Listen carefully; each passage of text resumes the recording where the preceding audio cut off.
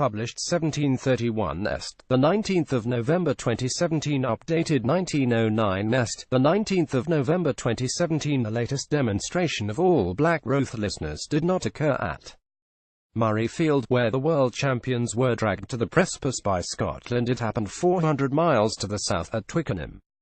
Just imagine that England's performance had been delivered by New Zealand. There might be gripes about a distorted final scoreline, but there would also be a stack of admiration, however grudging, for staying in the fight and showing a clinical ability to finish off dangerous opposition. That is precisely what Eddie Jones' side did against the Wallabies on Saturday. Danny Care scored one of 3 late tries for England as they beat Australia 306 on Saturday. Eddie Jones' side showed a clinical ability to finish off dangerous opposition at Twickenham. When asked if a ruthless streak was key to World Cup glory, Eddie Jones said 100% be, claiming 3 late tries to turn a tense encounter into a record-breaking 5th consecutive victory against Australia. England revealed a positive trait which has served the Kiwis so well for so long. Having been under the cosh for much of the second half, 3 scoring chances came the way. Bang, bang, bang, 3 strikes and the visitors were down and out. It was Jones who brought the All Blacks into it. When asked if a ruthless streak was a key habit to establish in the quest for World Cup glory, he said 100%. You've just got to go through New Zealand's record in the last 5 or 6 years, how many test matches they've won in the last 20 minutes. That's when it counts. You win the contest in the last 20. Champion teams also make their own luck. England have a handy winning knack, and the sporting gods were with them on Saturday. Time and again, vanquished opponents will bemoan how official decisions at the bounce of the ball have favoured the All Blacks, and the Wallabies were left similarly aggrieved. SaturdayEddie opened the scoring for England in the second half after a mistake by Curtly Beale. Michael Cheika said he received a gob of abuse from English fans before half-time. Australia's head coach, Michael Cheika, claimed that he received a gob of abuse from English fans as he came down from the stand just before half-time, having worked himself into a state of volcanic fury in his seat.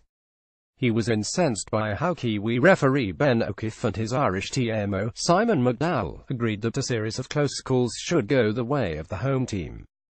Cheika was at pains to emphasize a no excuses mantra when he had eventually calmed down, but he couldn't help adding, "I'm not sure who the TMO was, I probably should have found out his name.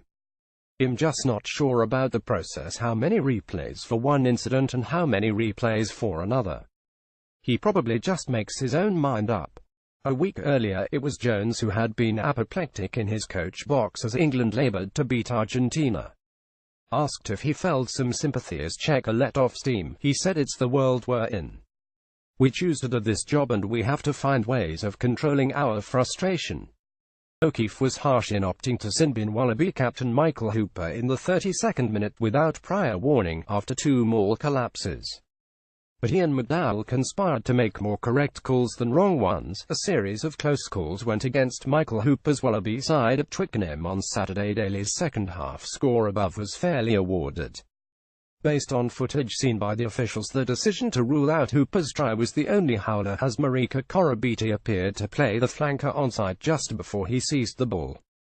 But Curtly Beale was rightly sin-binned without a TMO referral for knocking the ball forward when he had no prospect of catching it. Daly's 54th-minute try was fairly awarded, based on footage which suggested that the ball did not quite make contact with the left-hand touchline from Ben Young's clearance kick, although it was mighty close. And the decision not to approve Korobiti's try 11 minutes from time also appeared justified, as Stephen Moore's blocking position meant he collided with Chris Robshaw and knocked the tackler off balance. There was plenty to admire in the late try barrage orchestrated by replacement number 9 Korean, the basis that the result was exaggerated but did not represent an injustice. It was a significant autumn statement by England. They had stared down the world's number 3 ranked side, who could have snatched the second place behind New Zealand if they had won.